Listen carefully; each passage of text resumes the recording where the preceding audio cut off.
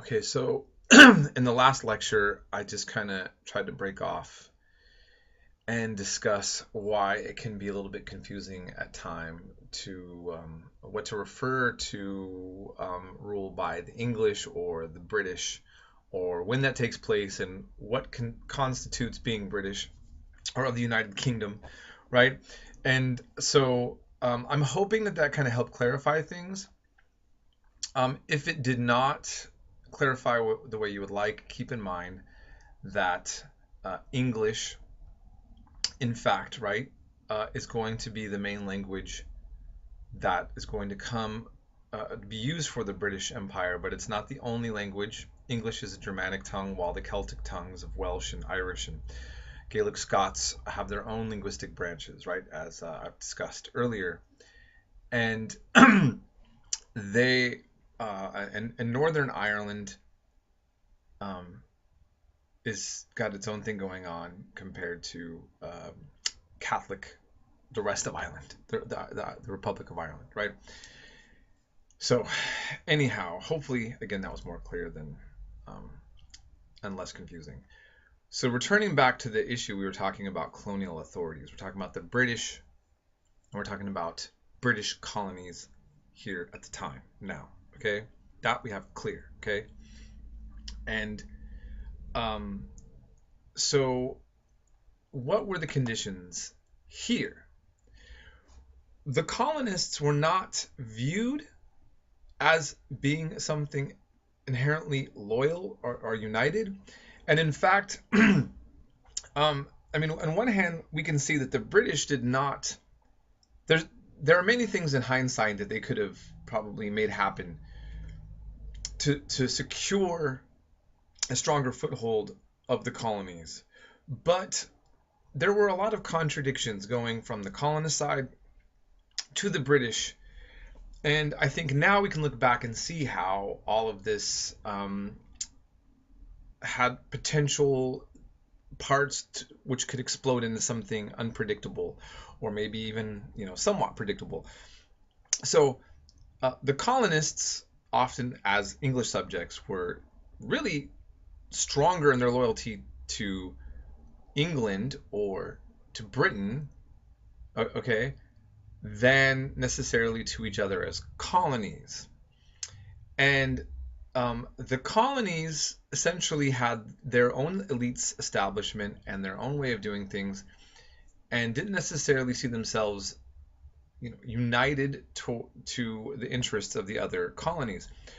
There was a British clergyman, a Christian clergyman, who did some travels through the colonies, and this is his observation that he makes as late as the 1750s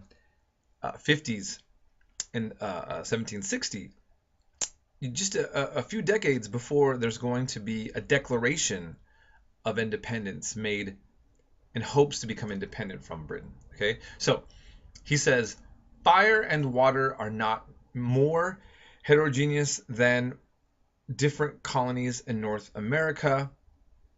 Nothing can exceed the jealousy and emulation which they possess in regard to each other. Such is the difference of character, or manners, or religion, or of interest of the different colonies, that I think, if I am not wholly ignorant of the human mind, where were they left to themselves, there would soon be a civil war from one end of the continent to the other, while the Indians and Negroes would, with better reason, impatiently watch the opportunity of exterminating them altogether. Wow. It's interesting because I can't think of a statement that was more right and more wrong than he may have realized. And I think that most of you will understand what I mean when I say that, okay? Especially as we get into the fact that we're going to see a civil war and, just all the things that he's saying here. But he was ultimately wrong in that analysis. Mainly he was wrong. Now, ones like Benjamin Franklin were kind of conceiving of ways or thinking of ways in which the colonies could be united in certain ways to work with mutual interests. In his own magazine, the Pennsylvania Gazette, he had an article, Join or Die, talking about the various colonies. And there was set up with the British government was called the Albany Plan in 1754. And we talk about this having seeds of national unity. So around the same time that a British clergyman is basically shaking his head going, this would never happen. Here we do see elites in the colonies now actually having this opportunity to get together and propose ideas that would unify them in some sense of the word. Okay, so this was pushed for mainly by Benjamin Franklin and in conjunction with the British. Okay, basically the issue was about having a treaty with the Iroquois. The British were doing the British had the colony set up for British interests. You could argue more than colonial, which of course is going to lead to some of these tensions and problems. And relationships with the native peoples wasn't inherently always just to exterminate them or have a racist view. It was sometimes much more practical in terms of where the British authorities saw things. They wanted to have a kind of clear and concise understanding, a set of treaties, or to work with the Iroquois, in which for business to flow effectively, essentially, you could argue. Okay, and so part of this was to set up in a way to help the colonists figure out how to respond with a clear and concise set of relationship understandings with the Iroquois, okay, which we'll learn a little bit more about in a second.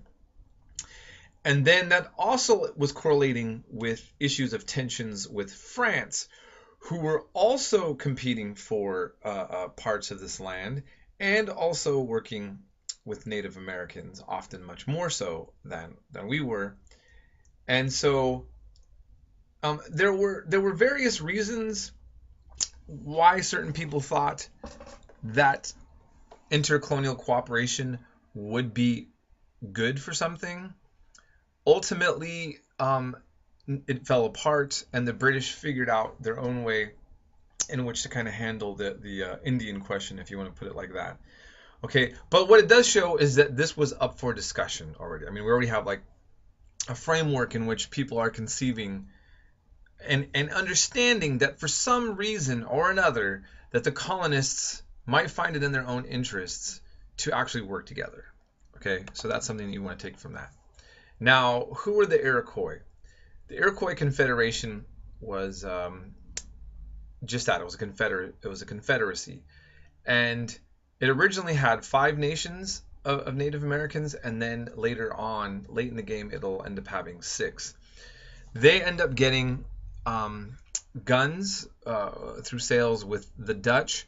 Now, keep in mind that when I was talking earlier about how Dutch and Swedes as settlers and other people from different European countries basically got phased out in terms of the English or the British taking root in the colonies and dominating it at the expense of these others, it didn't mean that they were expelled. Okay, and so we do have other Europeans of other backgrounds working within the frontier, just to make clear to you. Okay, so there's this big question, and if you look here, the Iroquois are organized. They are a force to be reckoned with. They're, right? Because part of the problem that Native Americans often will face is not being united. Sun Tzu, and the Chinese philosopher of war, said if your enemy is united, divide him, and that's generally what led to the downfall of native resistance to European colonization, one could argue. But that they weren't always lacking that, and the Iroquois Confederation was one in which really they were a force to be reckoned with. Okay, now let's talk about France and the Iroquois nation.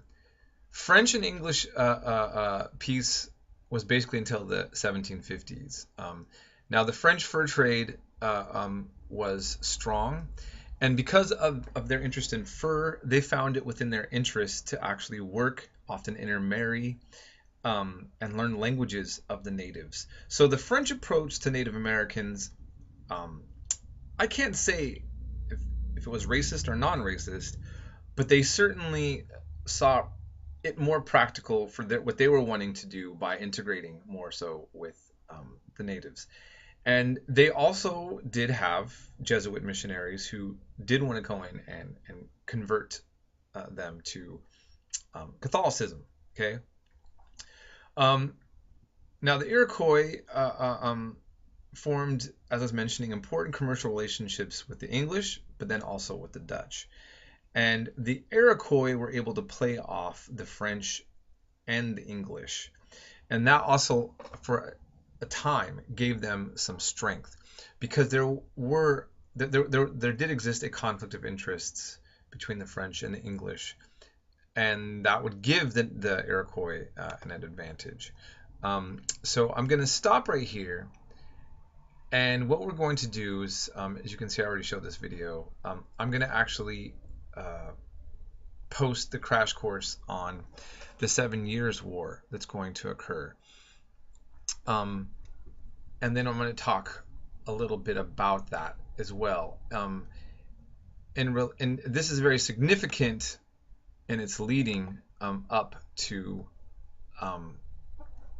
what's going to end up leading to the War for Independence. So I'll stop here and then we'll cover this other later. Oops.